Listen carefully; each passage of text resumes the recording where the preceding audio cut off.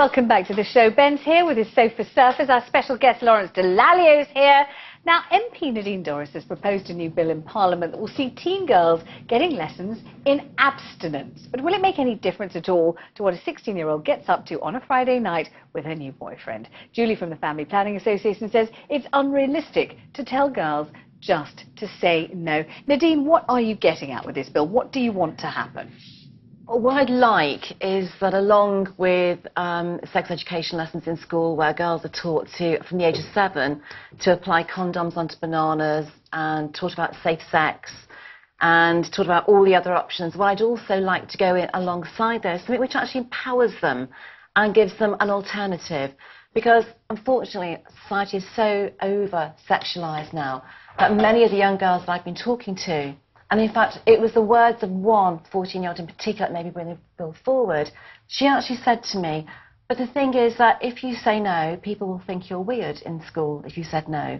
And I thought it was desperately sad that a 14-year-old felt that kind of pressure which society has heaped upon her. And all I want to see, along with all the other stuff that they're taught in school, is something which says to girls, you know what, you can say no. Are you saying they're not taught that at all? That the teacher doesn't say, this is what the birds and the bees are, this is how you get pregnant, this is what you do when you love someone, and you only do it when you want to, and if you're ready, and if you're in the right time. They don't say that. A sex education school is based very much on the mechanics of sex.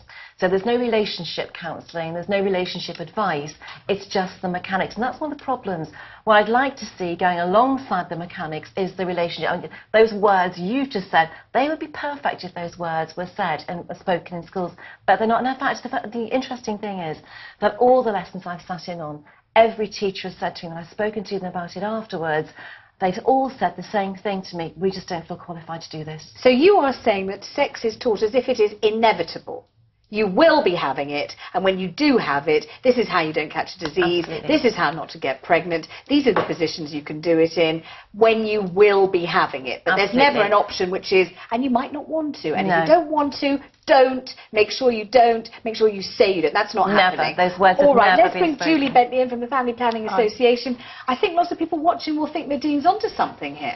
Well, I mean, I'm delighted to hear Nadine say that she thinks sex and relationships education needs to be better, because absolutely it does need to be better. There's two elements about the bill. One is abstinence as a message, and one is young women only. Right. And there's a very big difference, shall we say, right now between abstinence as a message and helping young people to decide if and when they're ready to have sex. They're very different things. I'm going to bring Lawrence Delalio in because he's kind of beginning to puff and pant just a little here. Well, I've got a 14-year-old, 12-year-old daughter, so no wonder I am. I mean, are you aware of what she's been taught vis-à-vis sex education at school? Well, I think we were briefly discussing it, off air. I think there's a conflict of messaging as well, because on the one hand you're saying abstinence, and on the other hand you're saying protection much earlier than the legal age of having sex. I just think it's cautious. Whatever's best practice, I'd be interested to know what they do abroad in Europe. Do they talk about abstinence then? Is it just girls? Is it boys? All we want is best practice at the moment. So, Julie, what worries you? Well, in terms of abstinence, let's address that first, because abstinence simply doesn't work. I mean, in America there was a massive abstinence program. Yeah, the Just Say No campaign. Massive abstinence. Billions of dollars went into that, and actually teenage pregnancy rates went up, so did STIs, and actually young people dropped out of the program because they couldn't stick to it. The other dangerous side of abstinence-only messaging is that if it is abstinence-only, then actually we don't teach them all of the other facts that they need to know about how to keep themselves safe. So when they don't stick with abstinence, they're not looking after themselves.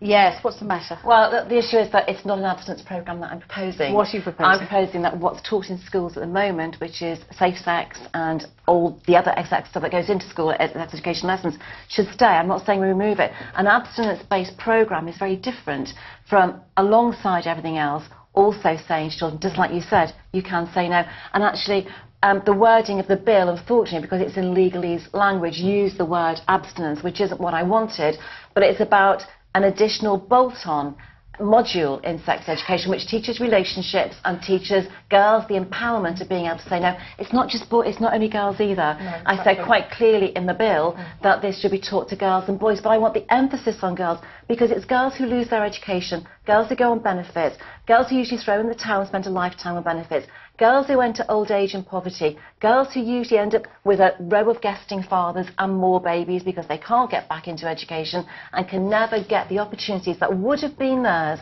if maybe when they were 13 or 14 years old or whatever age they got pregnant, somebody had given them some counselling on the fact that they could say no and what might be the options if they don't. Lots of people watching will think, and where exactly is the role for mum and dad in all of this? Surely well, Lawrence as a father doesn't yeah. sit there at home waiting for the teacher at school to say to his 14-year-old daughter, and of course there is the option of saying no, you know. You might want to bear in mind you don't have to have sex, in fact, ever if you don't want to. Look at Anne Widdecombe, and she can dance. She's never had sex.